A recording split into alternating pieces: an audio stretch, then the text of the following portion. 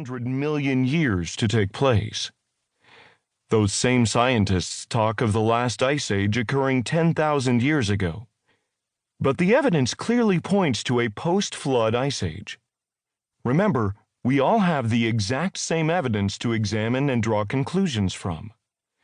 We will examine that evidence in this report and let you draw your own conclusion. A bit of advice. Take in this report with an open mind. I say this coming from a background of having been a theistic evolutionist.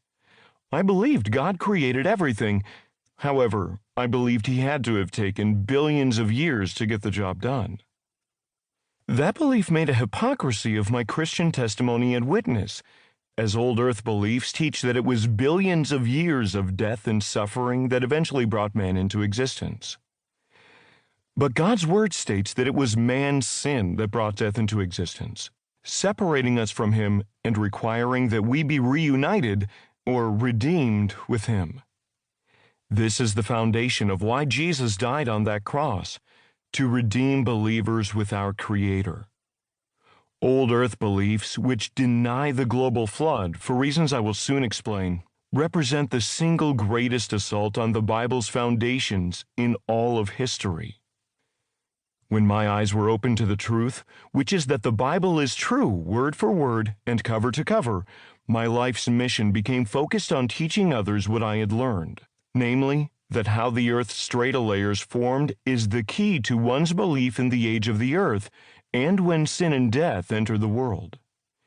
These are keys to whether people place their faith in God's word and his plan of salvation. This will become crystal clear as you listen to this report.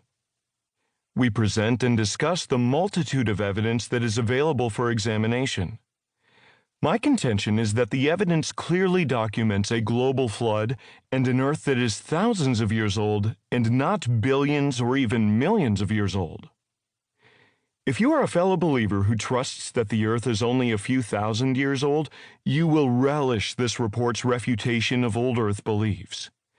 And if you hold to old earth beliefs, my hope is that you will carefully weigh the evidence just as I once did.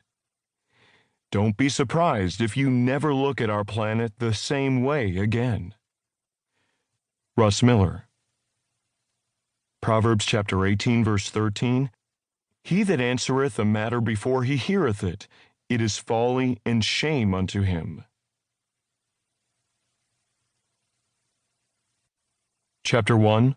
Our planet is devastated. During and after the 371 days that Noah, his wife, and their 3 sons and daughters-in-law were aboard the ark, the planet was ravaged.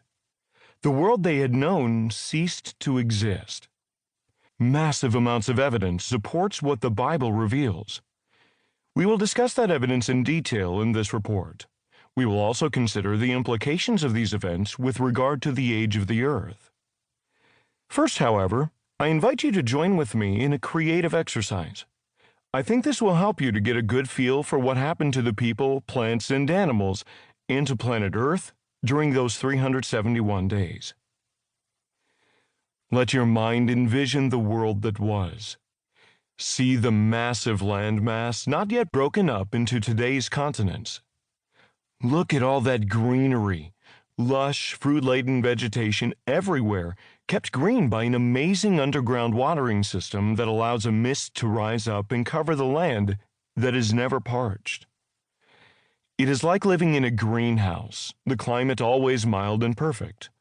No one has skin cancers from too much exposure to the sun, as the mist, and possibly a solid or vaporized type of shield above the atmosphere, protects the planet from the sun's ultraviolet, gamma, and X-rays. People can live to incredible ages in this perfect environment. But now listen to the sounds made by the family of Noah. The sawing and fitting and hammering as the large gopher wood beams are set into place and then covered with pitch. The other people of the land, who, according to the Bible, have been judged to extinction because the world is filled with their violence and corruption, scoff at the builders of the ark. They do not understand that each sound and each action of Noah's family is another part of God's edict that the end of all their flesh